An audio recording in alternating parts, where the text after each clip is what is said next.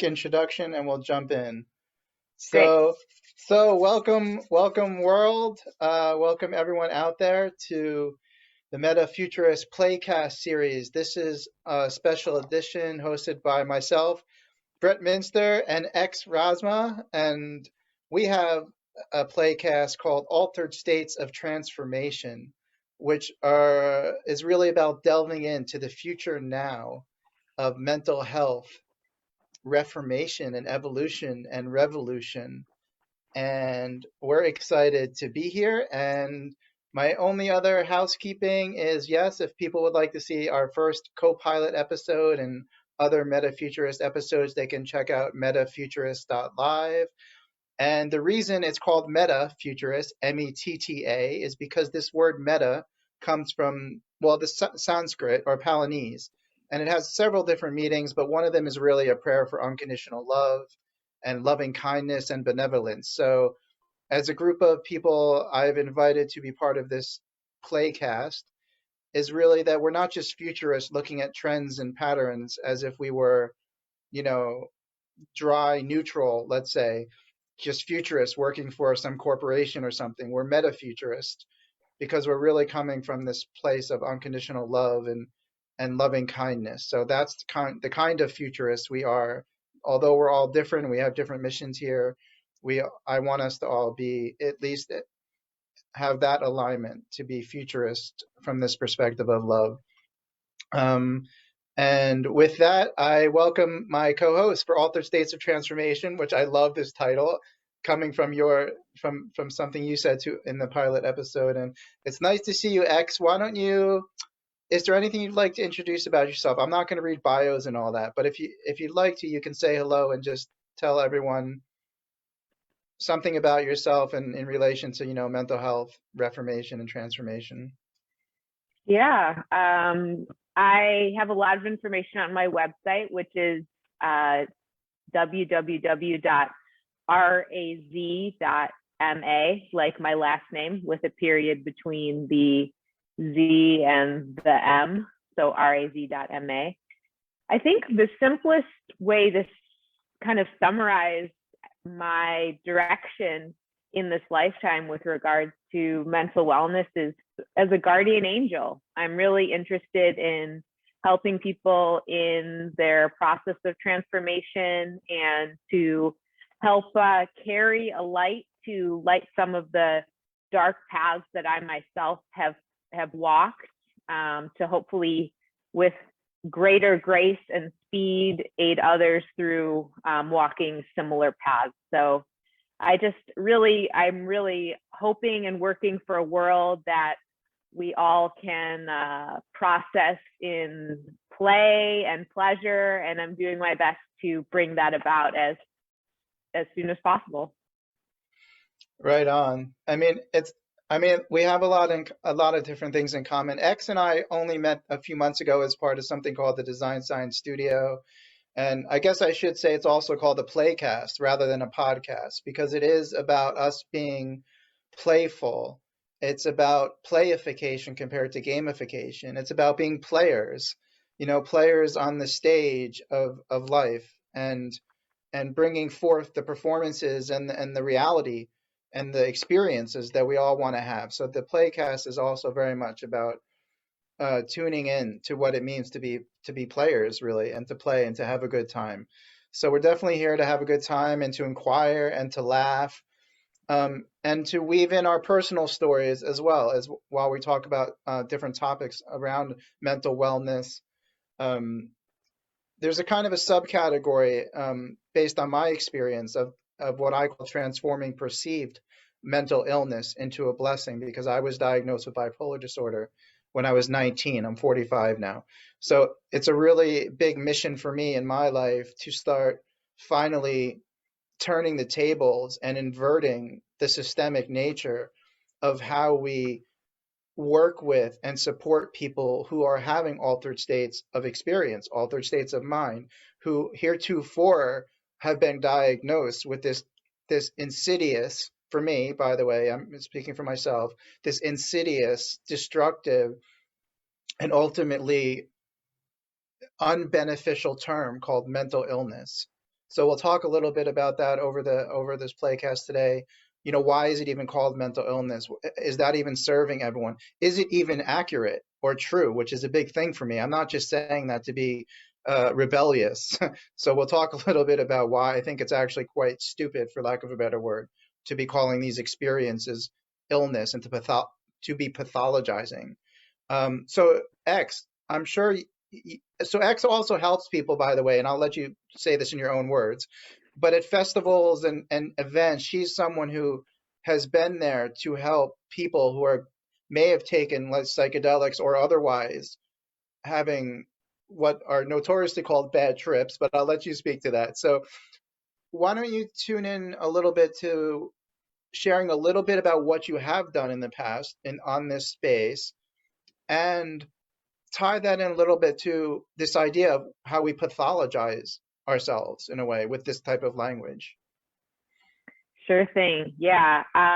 My academic background, it's worthy to say that I studied transpersonal somatic psychology at a graduate level.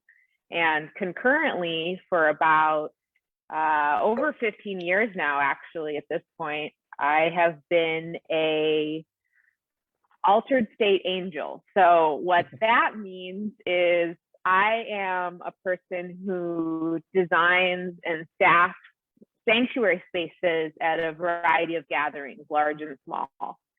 So at largest, I am a Burning Man Green Dot Ranger of a very long time, over a decade.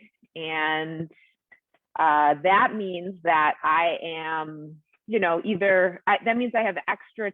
So the Rangers are the community mediators and the sort of folks from within the community of the burn that emerge and say, I love this culture. I want to support the thriving of it. And I want to support the thriving of all the participants. And being a green dot means that you have additional kind of mental health training and specification. So you'll frequently find me in sanctuary, or alternatively walking around and people end up coming up to me and finding me also. I'm kind of like a magnet for people that need support. There's like just a beacon that's like, this person is safe, which is great. I'm glad it comes across without needing to put a big banner on my chest.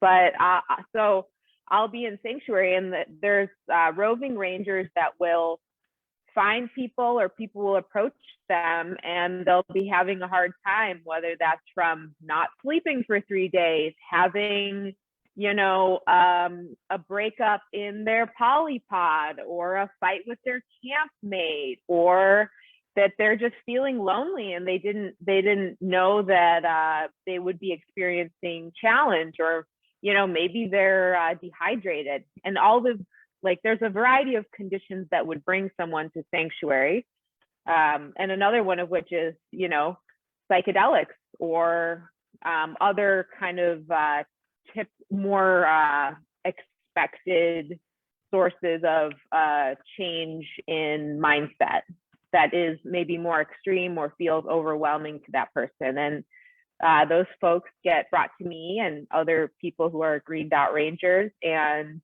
we sit with them and we hear them out, and we provide an empathetic ear, and provide the resources that we think would help them. But oftentimes it's just the act of really being listened to, and this idea that I put forth of feeling felt. So that sensation when you really within yourself feel that someone is resonating with you and is empathizing with you, that I think is actually at the heart of all rapport and therapy in general, is that sensation of being in this experience with someone else as much as you can.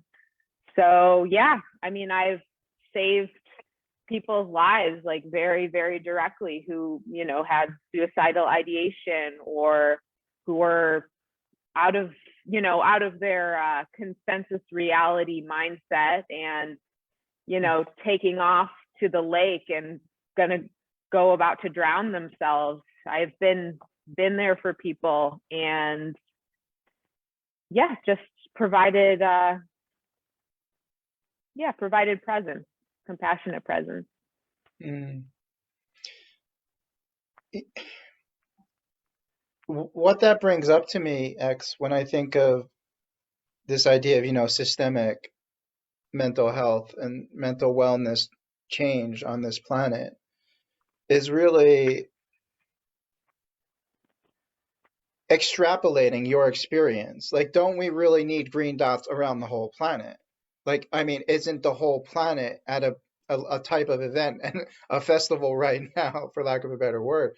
But the idea, I know for me, so I'll speak again for myself, one of my dreams is really to create these spaces and places, I call them holistic healing and centers and co-creative incubators. So I think we'll probably end up getting into that a little bit, but have you ever, let's start there as far as your imagination. Have you ever conceived of yourself that way, or this green dot thing? Like, what if the whole planet had green dots? I mean, you must have had that thought just in a creative sense. If share anything along that line. It doesn't have to be too long, but just, I mean, because we want to help, we want to serve the whole planet, and these types of experiences can be invoked and provoked in many different ways for many different reasons. And I will also acknowledge, mental health and mental wellness is becoming a very big topic in the mainstream and status quo in universities. I, of course, have to admit, I come at it still from this idea of transforming perceived mental illness, and I'm really personally concerned about all of the children and brothers and sisters out there who continue to have similar experiences that I did, which is not empathetic, which is getting locked away, getting over medicated, getting treated poorly, and all these other things that are part of the mental health system. So I'm still on a bit of a crusade just for these people that are diagnosed with mental illness compared to the overall, topic of mental health, which is much broader to me and bigger than the little, the angle that I normally come from. So what do you make of having green dots around the planet? Like, how, and would you be interested in bringing something like that to life, like this reimagining of the green dots, but somehow decentralized at scale, 100%. And that's why I wrote and continue to add to my book called Guide for Guides. It's all about ethical space holding. And I was invited through the Design Science Studio and through our Regenera launch week to participate in envisioning what an ideal kind of mental wellness future looked like. And it looked exactly like that everyone, based on their capacity and proclivity, would be aware of the basics of how to hold space for someone and also how to hold space for themselves, which then kind of gets into this broader mode of like self-care or proactivity in terms of wellness and things like that, which can often prevent some of the more extreme parts of that experience from reaching such a boiling point. But I think that a world in which we were all well-resourced and well-trained in how to be empathetic, for lack of a better kind of concrete word for what's at the heart of this, would be really fun. I mean, I have had a lot of experiences where I did really deep processing, and I have a really heavy trauma load background that I'm happy to share about. But just to keep things short, I've done a lot of intergenerational trauma healing through play and movement and what I call trauma drama. So this idea of taking these characters that are within me, such as my inner critic, which is intergenerational, based on trauma, etc., and turning that into its own like kooky character and making it such that I can have a relationship and some distance from that part of myself, so that I'm not beating myself up, but that voice is still kind of present in my awareness without me taking it so personally. So, I mean, I have this vision where we together, like, for example, in this space, you know, we would come together around someone's healing, for example, and it could like naturally emerge, you know, these sort of spiritual emergencies come as they do, and we would help support someone in metabolizing the knowledge of their experience, and in witnessing someone's transformation and viscerally being present for the insights they received. Not only could that group be a part of holding that person to that realization and to that development of character, but we would then learn as a community the wisdom of the trauma in a way that we don't when things are so one-on-one, behind closed doors, like isolated, shamed. I'm working with several people in a trauma therapy context right now who, you know, have said that they don't have anyone else to share this with, that they wouldn't want to burden their friends or their family with these things. And I actually think that trauma is a collective experience. It's meant to be healed collectively as well. And I know that although I haven't experienced all of the different types of trauma that exist on this planet, I have certainly viscerally learned from helping others in their process. And I think that also ties back into this idea of our society right now has a pretty limited bandwidth of neurodiversity. And as we know from permaculture, the ecology of any environment is a lot stronger the more diversity that it can support. So we as a culture cognitively would be much more creative, and there would be a lot of upside to having frameworks in place to support neurodiversity. And a, you know, commonly cited example is so much of the great art of this world has come from people who are neuroatypical, for example, who would have been likely diagnosed as bipolar in these times if they had, you know, gone to a psychologist and gone through that process. And so much of the vulnerability that makes us human and can connect us is, I think, being lost and locked away. And, you know, we're taught to toughen up, or we're medicated to be numbed. And again, we're losing so much of the emotionality and the insights and connection and the intimacy that can come from that transparency among people and among different types of people, and learning from the wisdom of a diversity of ways of seeing the world. Thank you for sharing that, X. I got the chills when you were talking about the part of, see if you can rephrase this again, because I was so into listening, I feel like I can't reflect it clearly. But you said something about in the space holding, in the play of the drama of the trauma and being in community together, you said a specific phrase like we metabolize the experience. Was it metabolize? That's when I got the chills. Yes. Like this idea of metabolizing was so vivid to me. So did you say we metabolize the experience together, or they do? Can you just see if you can jump back into that space and just...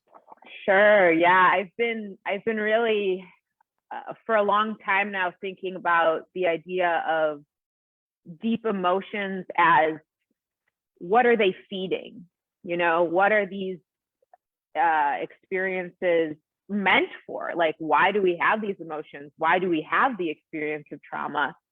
And I believe that there is a metabolization process that can happen when these experiences are held in a compassionate way that allows their wisdom to unfold. And I personally believe that this happens to the most benefit of the most people when it is held in community, in this celebratory community catharsis. Although, you know, using the term celebratory, some might be like, what do you mean by that? I just mean welcomed, you know, that this type of cathartic communication and expression is welcome because there is a reason that it is coming forth.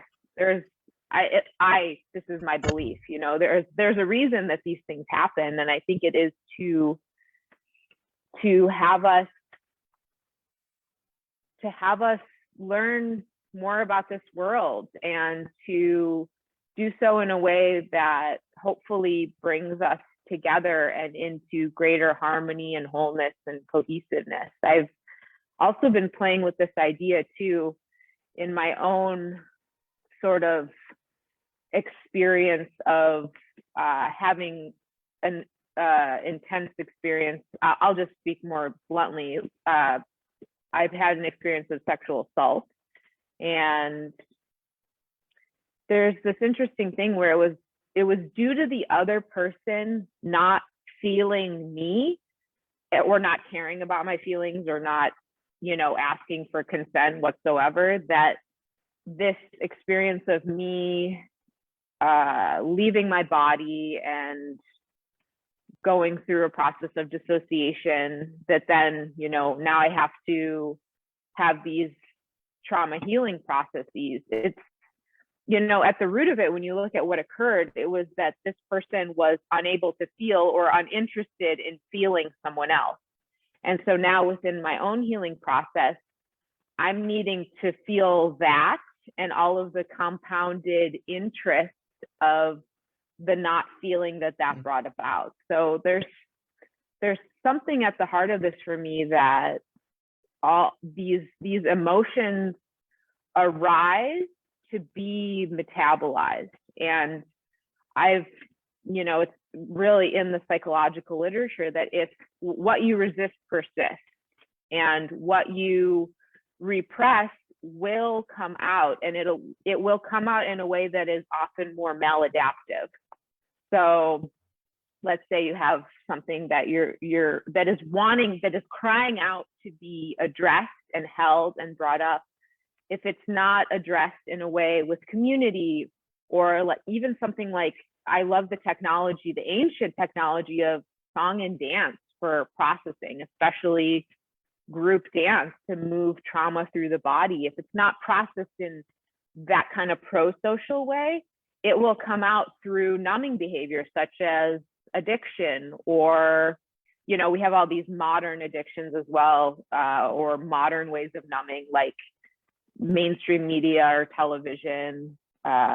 It'll be things like you'll, you know, create conflict interpersonally because there's this part of you that wants this attention, and it doesn't know how to ask for it. So a big thing in my life is doing my best to have around me a space of welcoming expression, that my container, my capacity is big to hold a variety of states of mind and being, and that the more that we can feel comfortable in expressing, and the more transparent and vulnerable we can be, the more we will have access to deeper layers of relating, which to me is where that richness of life is.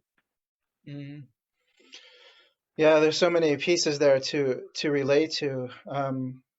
I mean, going back to something you shared a couple minutes ago, I've noticed, number one, I'm sure most people like ourselves that have had some kinds of trauma or labels like mental illness, et cetera, in our journeys to move through that or to recover from that, there's different ways of looking at it. But number one, I've certainly identified that everyone has a different path. It's not as easy as saying, here's some Seroquel, or here's some cognitive behavioral therapy, or here's some ayahuasca, or here's some dancing. Like, every one of us, this is not, these experiences are not really about, going back to the opening of this session, are not really about mental.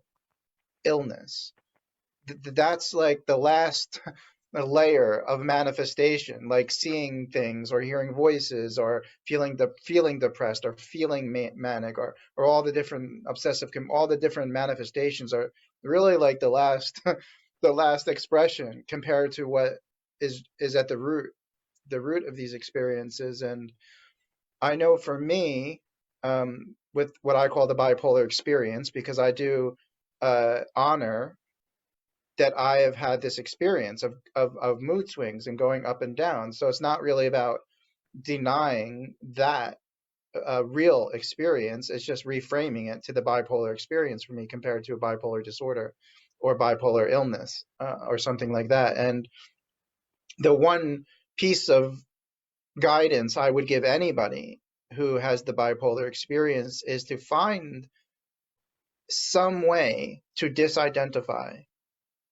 from the experience. Going back to what you were sharing, it's not about bypassing it or ignoring it, but the only way I was able to have some spaciousness was to disidentify to some degree with the character known as Brett, you know, that was having these experiences and these impulses and these sensations and all that, until I learned that I could even have an idea like, I feel manic, but I'm not manic. Like I feel I'm suicidal, but I'm not. Because when you claim this, I am like, I am this or I am that, it's a real slippery slope to thinking you are that and identifying with that state of being rather than being able to see it as a temporary thing that's happening. And it's not really who you are, it's something you're experiencing. So I've always said if there was a cure, quote unquote, for the bipolar experience, it has something to do with this ability to detach and disidentify with your experiences in order that you may find out that who you are, whereas these experiences are more like the character you play on TV. And then when you do that, you can start co-writing the screenplay, so to say, or you can change up your character. You have a lot more authority and a lot more creativity and a lot more, I don't like to use the word control, but it's some sense of control of your experience because you're not that experience. And for me, it was about the path of asking, who am I, Ramana Maharishi, or the Eastern path. So for me, it wasn't necessarily yoga or certain types of meditation because they didn't fit my personality, but I was such an obsessive, hyperactive mind, this monkey mind, that I ended up realizing I could use that to my advantage by at least temporarily being obsessed by asking, who am I, and being obsessed with the inquiry and using that as my springboard into a new space. So I thought that was a significant aspect of what you were talking about, this ability to disidentify. But you made the more important point, which I often will leave out or forget, which is it's not really about forgetting it or just ignoring that, but there is a power in disidentifying and detaching from your experience so that you can get a new perspective. Yeah, there's a really powerful thread there that the field of psychology also addresses pretty strongly, which is this idea of when you label something, when you give something the name of disorder, when you give a person the label of a disorder, it often will remove agency. So and this is like one area that I personally depart, or I don't follow the party line of psychology insofar as I think that labels are useful in order that you don't feel alone, perhaps, but when your label becomes your identity and you lose agency, then it's almost as though you've been conscripted into this role that lasts for your lifetime. You know, these labels, these disorder labels are meant frequently to just apply for the rest of your life, which I don't agree with either, insofar as all of these things that we call altered states of mind are so context dependent, you know, and we're learning so much with regards to epigenetics and how, for example, like let's say you have a proclivity within your kind of bloodline for alcoholism. If you don't encounter a context of great stress or access to alcohol or, you know, poor modeling, you actually will never develop alcoholism. And I think that it's similar in some ways with regards to, you know, these altered states of mind, insofar as I consider myself a corporeal consciousness canary in the coal mine because I'm super sensitive. And I think that everyone actually would feel similarly to me if they were as sensitive as I was. I just happen to be extra sensitive for, you know, a variety of reasons. And so in some ways, like if we were to look at the idea of these altered states of mind, you know, which is defined as mental disorders, etc., as a cultural, a community, a consciousness issue, as though it's arising from the collective unconscious, I think that's actually a more accurate way to look at it. Like there are some of us that have greater valence, which is kind of the likelihood to take something on or step into a particular role. And I think it is the sensitive ones among us that get these labels of disorders, when in fact it's actually a disorder of culture that is what's happening. Yeah, I mean, when we talk, I feel a sense of relief.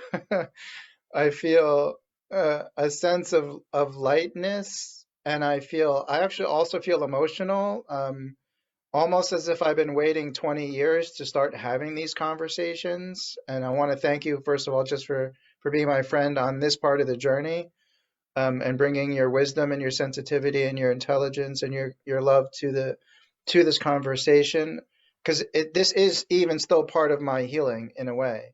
And I would say I have like a righteous chip on my shoulder because I don't want to be a pushover, in a sense that I think some things need to change now. You know, like the like I don't want to just be like all like woo woo love and light. Not that you're saying that. I mean in myself, like these topics are, I feel they're very important. A lot of what you're pointing to and what's coming up and what will come up in these conversations around. So I want to be clear. I think most people in the mental health industry, in the health industry, have good intentions. You know, I think they get into these fields because they care about people and because they're fascinated by psychology and the human experience and all those things.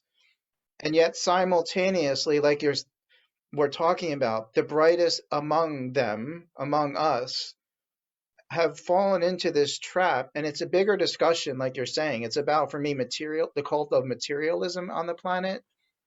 It's the cult of over respecting authority because people went to Harvard or whatever it might be, and they've got a plaque on their wall. But there's a real blind spot for the beauty of naming something.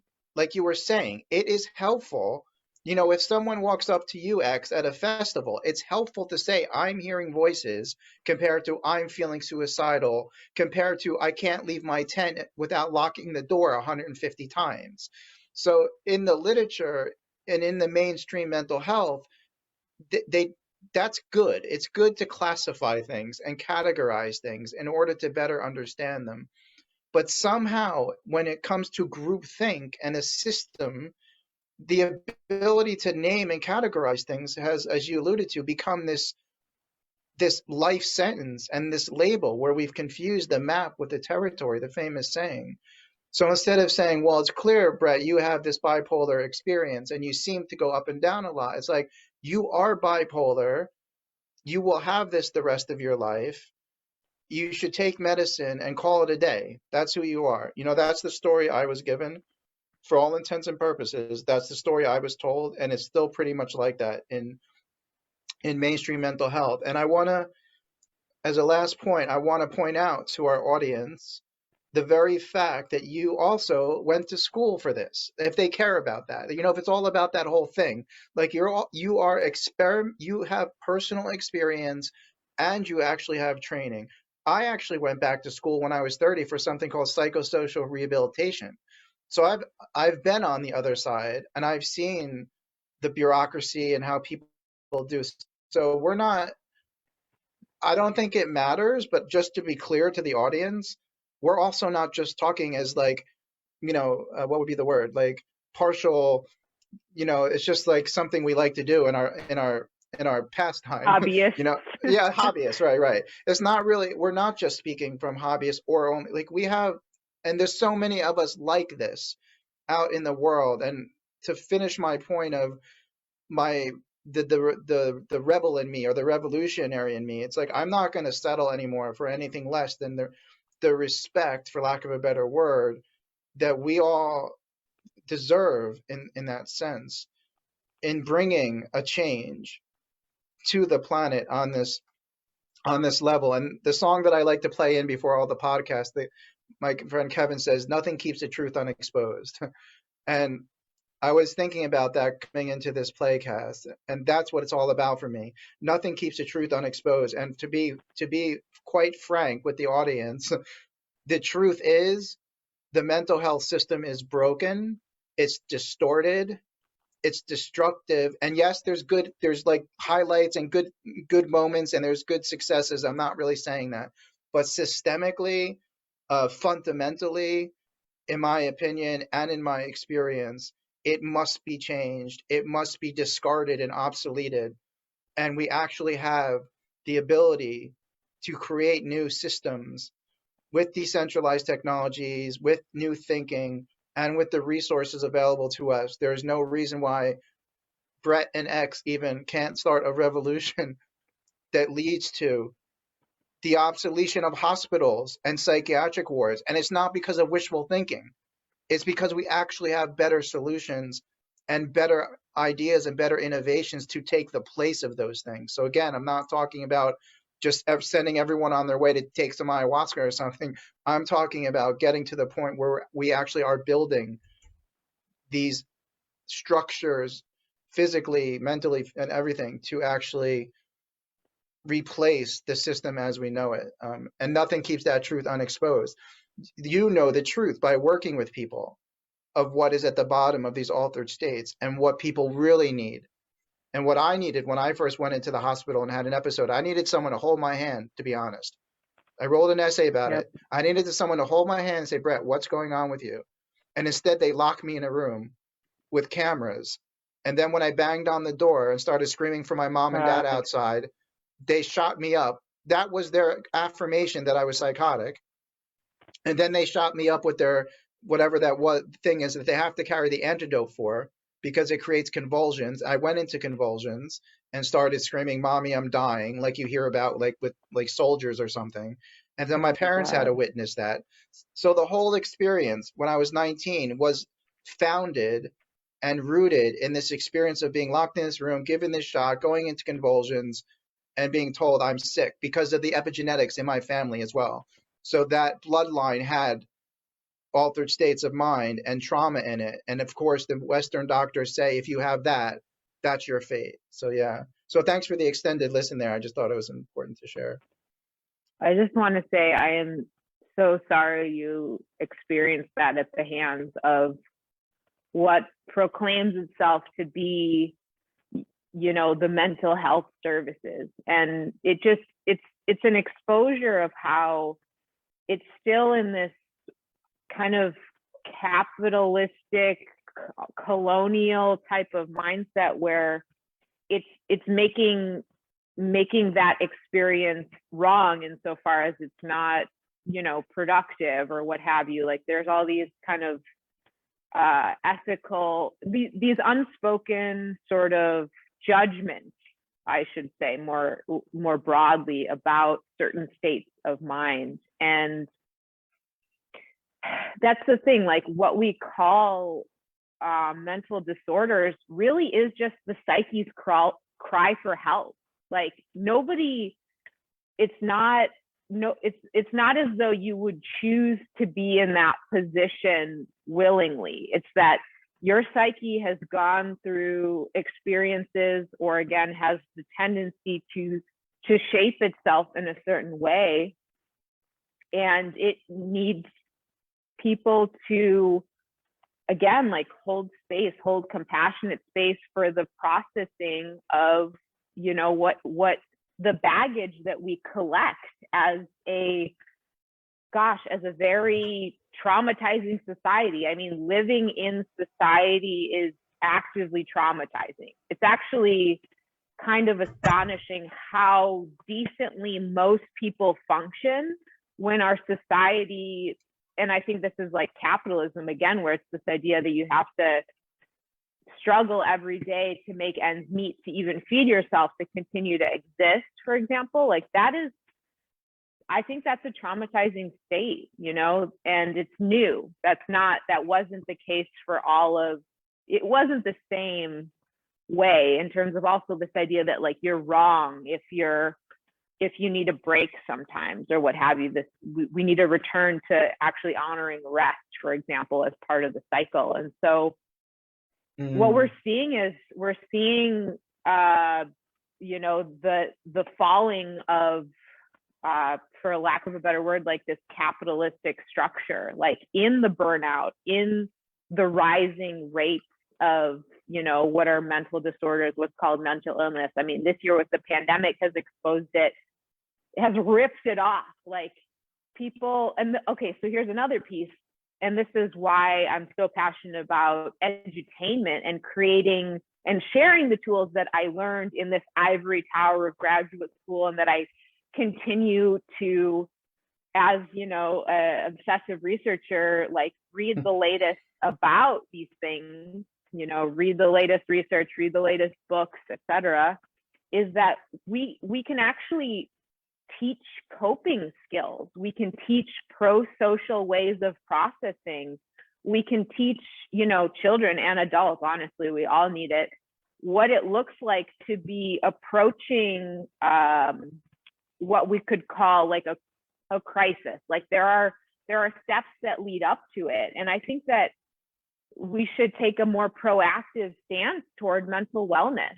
And we should give, you know, kids and everyone the tools to regulate their nervous systems. And that's what I do with eco-regulation through this design science studio, and through my own need to find a way to regulate without other people. I mean, I'm up here alone right now on 188 acres at a retreat center that's closed because of COVID. And my ways of, you know, finding wellness all came from, you know, touch and body work, contact improv. I created a body work style called Soma Sense that's really a lot of pressure and contact, which is really regulating to my system. And I have had very, very shockingly little of that this year for how much I actually need to balance my neurochemistry. And so there's ways that we can, if we educate ourselves, which is what I try to do with eco-regulation, we can regulate our nervous system, you know, with the natural environment. Or again, we can teach each other how to regulate. So it's like, I have this dream of like every kid being taught eco-regulation. And also like a great example is like, you know, bullies on the playground. Bullies on the playground are only bullies because they themselves have been harmed in some way. And so what if this beautiful thing could happen where, like, let's say a kid is bullying another kid and other kids are seeing it, they can approach that bully and say, hey, like, you seem really upset, like, what's going on? And like to have this enhanced sense of empathetic capacity for all people is the vision that I hold and I carry, and also why I am so dedicated to this work of what I call space holding, or being a guardian angel, or being a sitter, or, you know, being a therapist, like all these names for kind of the same thing, which is holding an empathetic presence with someone where your attention and your prayer and being with them is for them to experience this force of unconditional love coming through you. That is, at my best, that is what I try to hold. And that, I think that if more people were able to hold that, it would be, we'd be approaching that state of, heaven on earth. That is what I'm striving for. And it not only feels good to give that experience of unconditional love to someone, it feels good to have it flow through you. So it's this beautiful win-win experience, and we can do it. It's just like gathering the resources and rising it as important in the collective consciousness. Word. It is another favorite angle for me, or topic in this space, is really how mental health or mental illness or the mental health system is such an amazing microcosm, macrocosm reflection of our greater state, as a civilization. And I'm usually pretty practical about it, in that if you get thrown into the mental health system, you're dealing with insurance companies, you're dealing usually with the police, you're dealing with doctors, you're dealing with the welfare system, you're dealing with money and getting state spot. Like, there's so many intricate pieces that the mental health system is like tied into as an epicenter. So it's quite an interesting topic, anthropologically speaking, which is what you were pointing at. And I mean, for someone like myself, and I guess like you, without putting words in your mouth, as an evolutionary, as a metafuturist, like, it couldn't be clearer, that the zenith, the zenith of Western civilization, as we approach this zenith, as most things happen with humans and patterns and trends and cultures, like, it brought many amazing things, even like polio vaccines and and sanitation, the classic arguments for capitalism.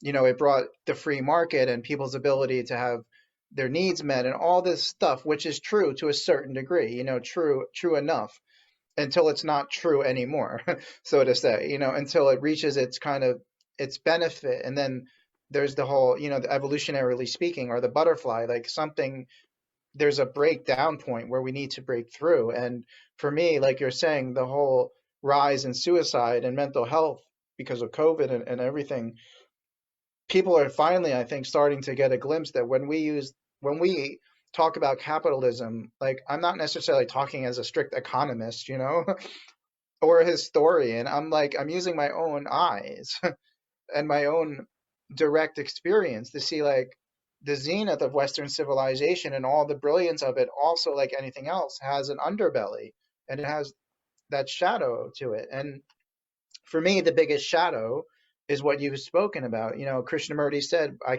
never get his saying right, but trying to adjust to it, it's not a sign of a measure of health to try to adjust to a profoundly sick society. And we've done a really good job in Western civilization of brushing things under the rug, or saying, but it's made us rich and it's alleviated poverty. But really, yes, and there's always been this underneath. I mean, it came from the beats and the jazz throughout all the decades and stuff, until we reach a new level of care in this civilization. We call it in our project with our platform a Care First world. And that is severely lacking in the capitalistic, material, external oriented, obsessed culture that we've really birthed, where we don't let people take a break, like you said, and have a rest. And that's one of the, I'll end it here, this piece here, that to me is one of the massive cracks in the traditional mental health system as it is that there's no environment and system that can help people in the way we're talking about. It's either take your medicines or be sick. And there's no insurance for these things. There's no free accessible for all these things. So for me, without completely ditching capitalism in that sense, I feel like it's now my responsibility, and I like to break that word up, my ability to respond, or my response ability to Mhm. to continue speaking about these matters with you and people like you and all together to figure out how what would it look like to have some of these new solutions become more than just my talks here, and I have your 188 acres and some 100 acres somewhere else and 100 acres somewhere else, um and how do I become my version of Patch Adams, someone who broke the system there and just started helping people without insurance, and just help people, and in some senses, if I could even do half of much as what Patch Adams did for kind of healthcare, I would probably job done. But yeah, those are just some thoughts. How do you relate to any of that? Or I think that, I have this idea of being a compassionate corporeal culture curator. mm, And what I mean by that is, how can we holistically weave a culture that is supportive of wellness all around?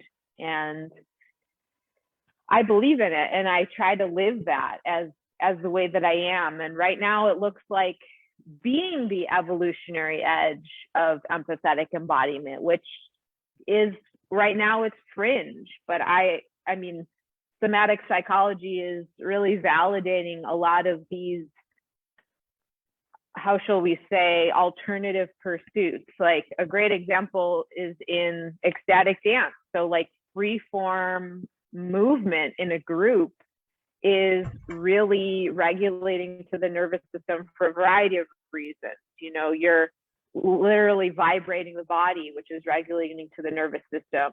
Seeing other people in their freedom of expression and being invited into your own mm, without judgment in this like neutral or supportive container is really cathartic. And it's a great processing and maintenance practice. And it's also physically good to move the body and like flush the lymphatic system, which doesn't have its own pump like the circulatory system does with the heart. And that helps all your hormones move, all the toxins kind of move through your fats and like go through your body. So there are accessible, affordable technologies that can help us in creating a compassionate corporeal culture, but it would be really helpful for there to be an understanding around how helpful these things are, and to have institutional support for these things.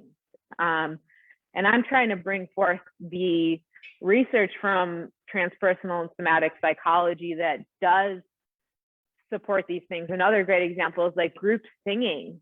Again, it's this idea of like expression together and vibrating together that activates the vagus nerve and calms humanimals, which is what I call us. We're human animals. And I think getting back to that, we've gotten so heady, and we've accomplished so much in the direction of the head that we have left behind caring for the body. And we are seeing that emerge, and it's calling for support. And I feel confident that I will continue to put this forth. But what I'm really excited about is creating content to share this with more people, and to have more exposure. Like, I grew up in a forest preserve southwest of Chicago.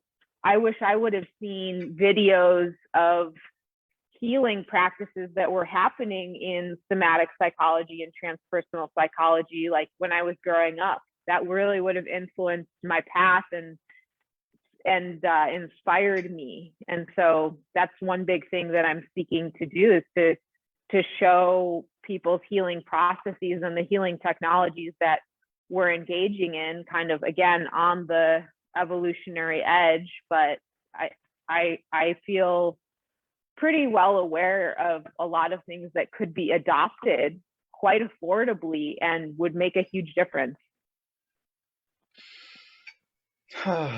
Right on. I love the idea of we talked about this on our first call, like not only, um, well, first of all, we need to, uh, and I don't usually like to use the word need, but we need to just continue to do our best to have more and more people have these types of experiences. And then the other half of it was what you mentioned last time is documenting it, which I mean to me relates to what you were just sharing, like content. Like the more we can document these processes and the people's positive results from that, like the far better we are off as a global community. And having people wake up one day and catch that one video on YouTube or Facebook or whatever that changes their lives because we're not, and we just need to create that content, like you're saying, like get it out there. So I was going to ask you,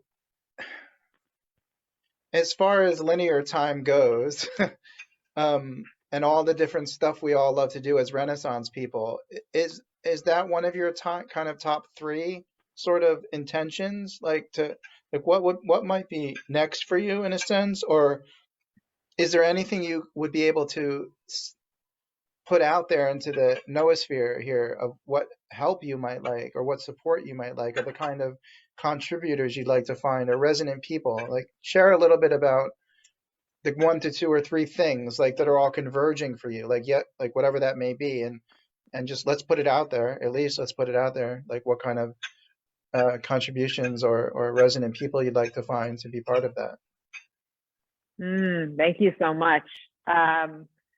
I think I am most greatly seeking methods of distribution and ways to compensate media makers, insofar as I am really honored to have a lot of people have really immense confidence in me and having had amazing experiences with me as their space holder.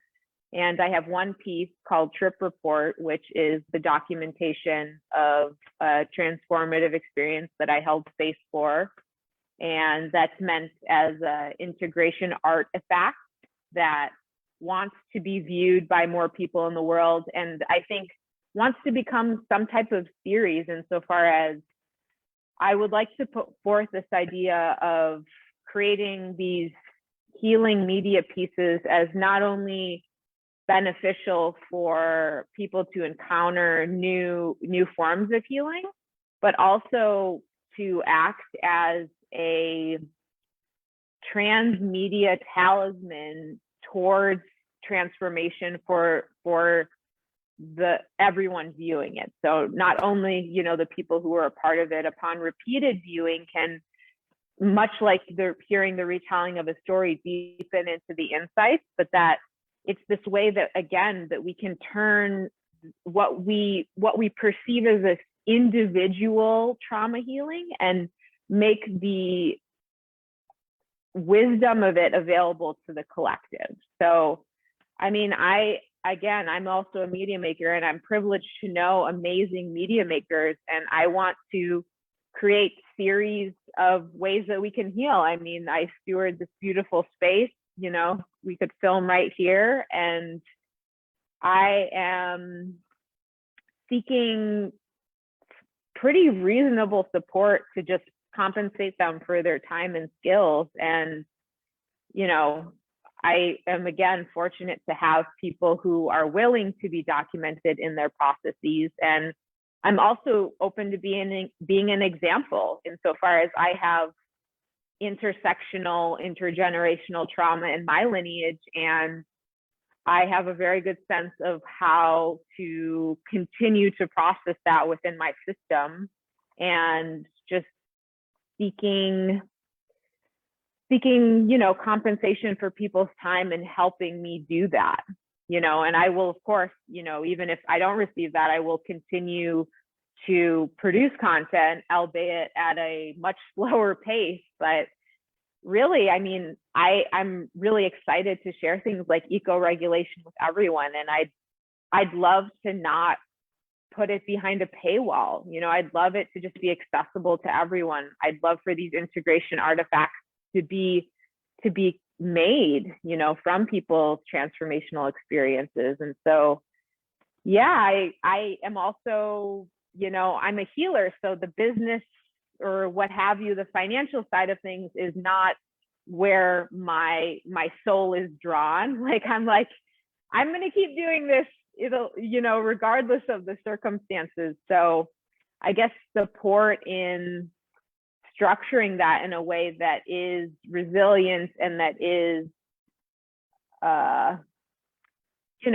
most beneficial to the most people would be helpful. But I mean, I'm ready to travel and document and hold space for different people. And I have a crew that can help me with the actual, behind the camera with the audio that I love to work with. So yeah, I'm ready. I want to hold space for you. And if you're open to being documented, or if not, I'd love to continue to do that for as many people as possible and to share the weavings. And that leads me to one last thing, which is this idea of, I studied transpersonal psychology as well. And I think that these things that we think of as individual are actually just parts of the collective that are emerging through us because we have a particular sensitivity towards it. And so I think the more that we take that view, the more we can gain compassion for any one individual's experience as a gift to the collective, and that we would do well to support that because it is for our benefit that trauma gets metabolized by someone, or else it's going to come up again within war. It's going to come up in a huge way if we don't address it at a smaller scale.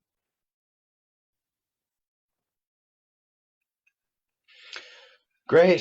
Thank you so much for sharing that and for letting our viewers know. I'm in a similar boat, I guess, when it comes down to it. I'm going to keep on keeping on.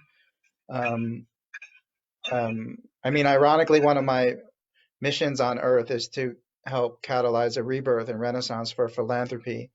So it's not really the same philanthropy that we're all familiar with as far as NGOs and recycling money and tax breaks and all that. I mean, the etymology of philanthropy is nice. It's a love of humanity. So No. I'm not also, well, I kind of just stand for it. I mean, at the end of the line is like, I'm not really interested in monetizing my passions, as the famous quote goes. Like, it's if it happens easily, like, I don't know if if the Playcast ended up finding a production team and like whatever, and it was on Patreon and people started donating, like, I'm not anti-money. I'm happy to receive money. I like spending money. I like having the money to support, like you're saying, to support the vision and support the team. But I'm not really into like monetizing it as far as like turning it into a business, because that's not why I'm here, so to say. So so I'm kind of excited to see how it all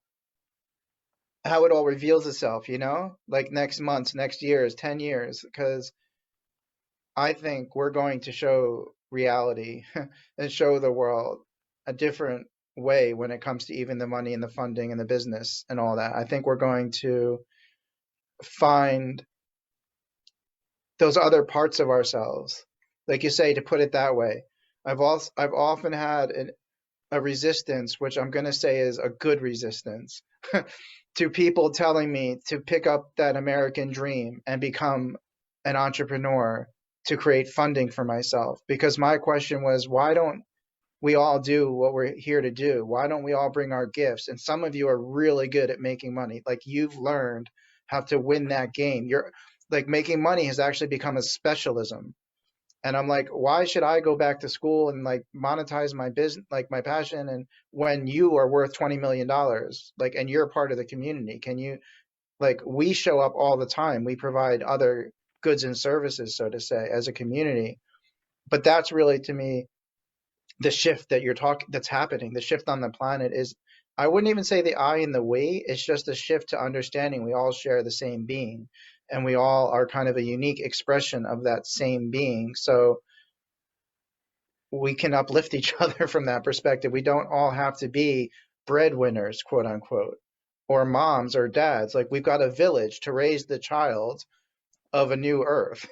And I'm just continually anticipating and feeling the excitement of people continuing to show up and say, "Oh, well, I just became a millionaire from crypto or whatever." Like, and start turning that wealth into assets like land and solar panels and housing and all this kind of stuff. So I'm kind of excited about that, and I'm excited to continue our playcast together. And my friend Hillary, who I'm working on a call to the mothers with our project for mental health reimagining, often talks about intergenerational trauma being a key part of what she's seeing. So I'm going to look forward to bringing her on sometime with us so we can go a lot deeper on that piece of the puzzle, and this call to the mothers we have. So by the way, call to the mothers is not just women. It's more of a metaphor of people that want to nourish and unconditionally love this new form of mental health and addiction, reformation into being. So by that token, I'm starting to think I want to create the 100th mother effect, and find 100 mothers that maybe all put in like $1,000 or $10,000, so we can actually get together and start creating some of that content, have a nice website, a nice podcast, like all that stuff that like you said, I could learn to do it for the next 3 years if I spend all of my time becoming a podcast expert. But yeah, like you, I'm going to stick to doing what I love to do. And like you said, we just carry on. There's no pressure really. I don't know how you feel about it, but I don't feel an external pressure to succeed or save the world or anything. Like, to me, the biggest success is us being our best selves and following our bliss and following our highest excitement to be in the world the way we want to see. So with that, I'm going to give you the final word of celebration or summation or conclusion or anything you want to share as we're gonna head off. Oh, well, thank you so much for this opportunity. If possible, I would invite everyone to view Trip Report as an integration artifact, and maybe we can put the link in the Yes. description as a experience of a prayer for that culture that we want to emerge. And please reach out if any of what we've spoken about resonates with you. I'm also providing a lot of support for people in this time. So if you're looking for support, I'm happy to either provide it or direct you toward resources to help you find what you need in this time of transformation. And you can email me. My email is the letter X at symbol raz.ma, just like you see on the bottom of this. I don't know if you can see that. There you go. You got it. It's just like that. If you, so it's easy. And I am hoping that you feel supported in your evolution and in our collective evolution, and anything that I can do to help with that, I'm interested in doing. Awesome. Thank you for being here. Thank you for being my friend. I love you, and take care of yourself until the next time. I love you too. And I love all of our audience, and I want you to have access to greater capacity for love. So may that be an easeful way for you. Yes, beautiful way to exit the Meta Futurist Playcast. It's all about love. Thank you.